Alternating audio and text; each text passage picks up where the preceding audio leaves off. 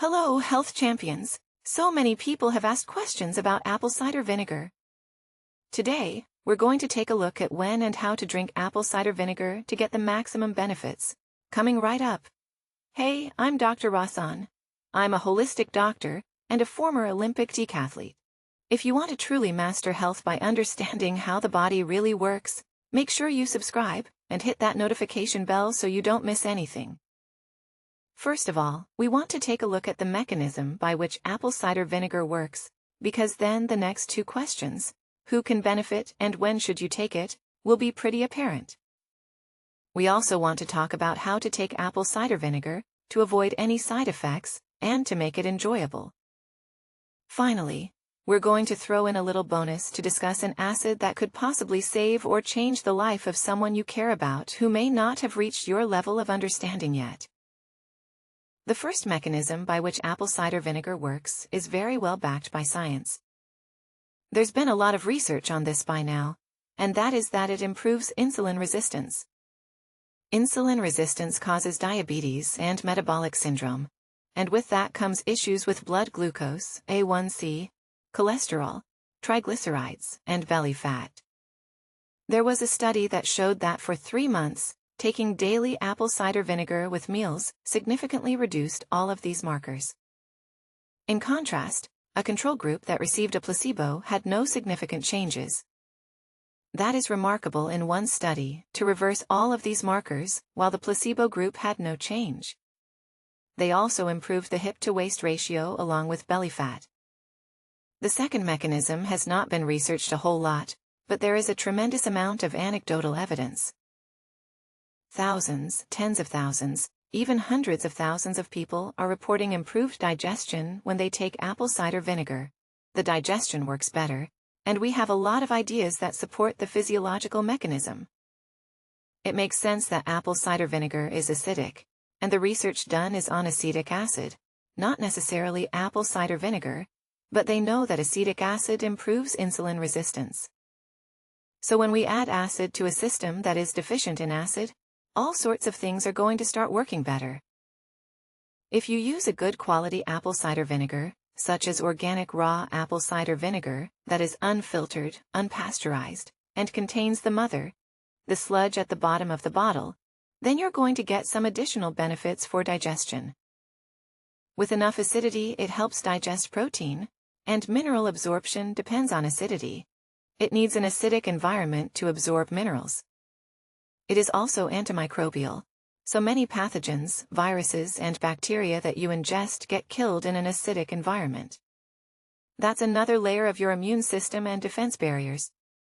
Acid also stimulates the gallbladder to release bile for improved fat digestion, and stimulates the pancreas to release pancreatic enzymes, digestive enzymes. There are so many different mechanisms and points of digestion that depend on acidity, and when we don't make acid because we're aging, etc., all of these things are going to suffer. Apple cider vinegar can help support the body. It's not going to replace hydrochloric acid completely, but it will give it a good boost. Another benefit that can help digestion is that there are some probiotics. If you get a good quality apple cider vinegar with the mother that is unpasteurized and organic, then there are bacteria that can compete with pathogenic bacteria. So it acts like a probiotic, and can help your body establish a better balance in your gut flora. Now that we know how it works, the mechanism is clear. Now it's pretty obvious who can benefit. First of all, anyone with metabolic syndrome or anyone with insulin resistance, which is the majority of the modern world, type 2 diabetes, cholesterol issues, blood pressure problems, or prediabetes.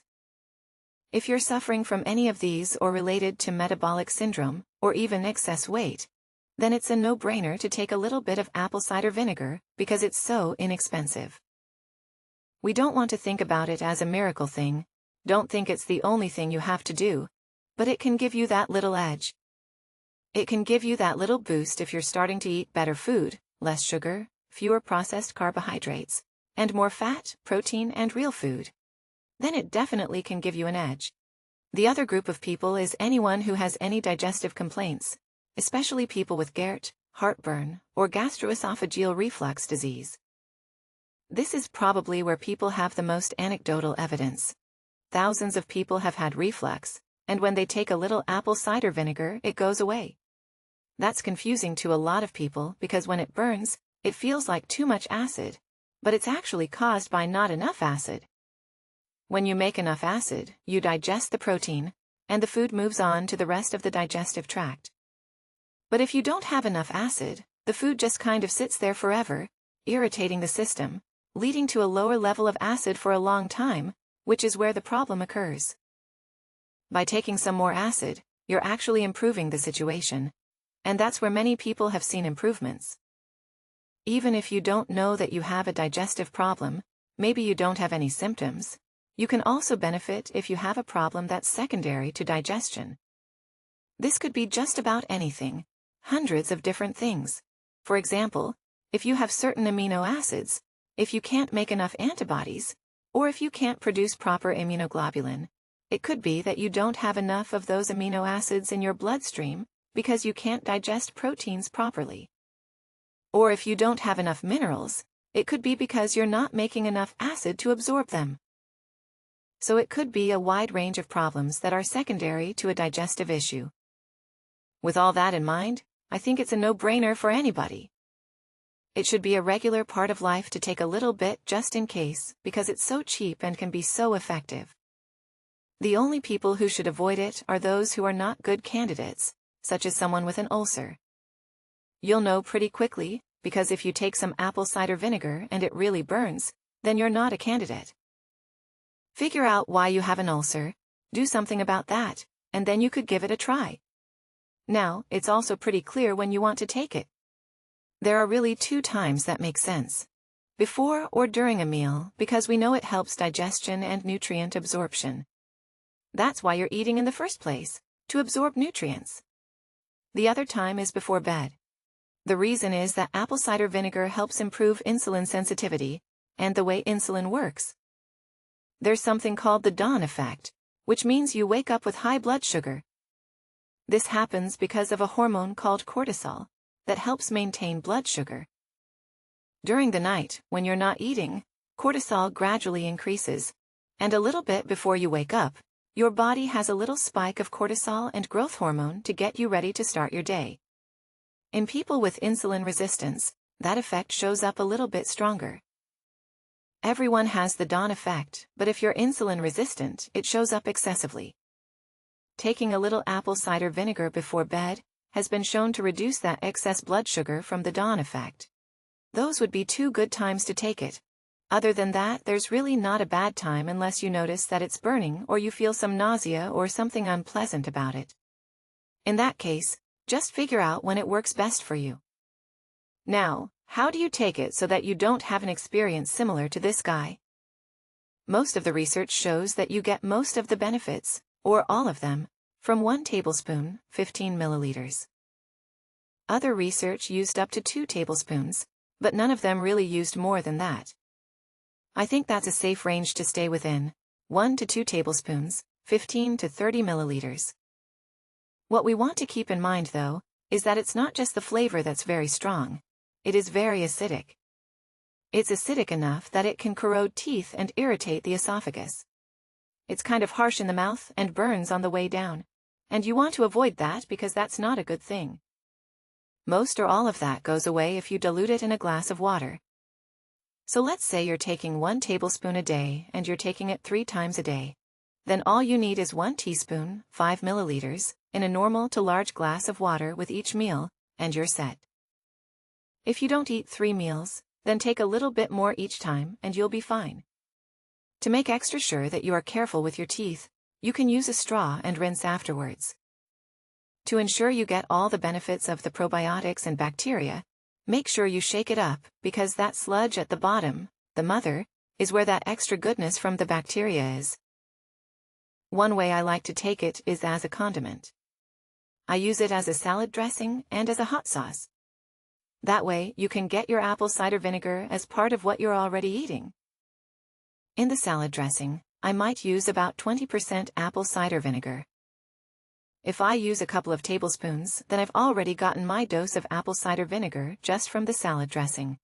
The hot sauce is mostly apple cider vinegar, so you just need a couple of tablespoons on an omelet or on your wings, or whatever you like to eat. That way, you can get your apple cider vinegar.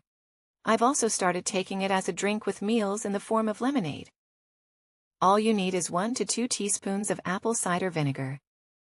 I like to add 1 to 2 teaspoons of fresh lemon or lime juice. Just squeeze the whole thing in and pop it in there.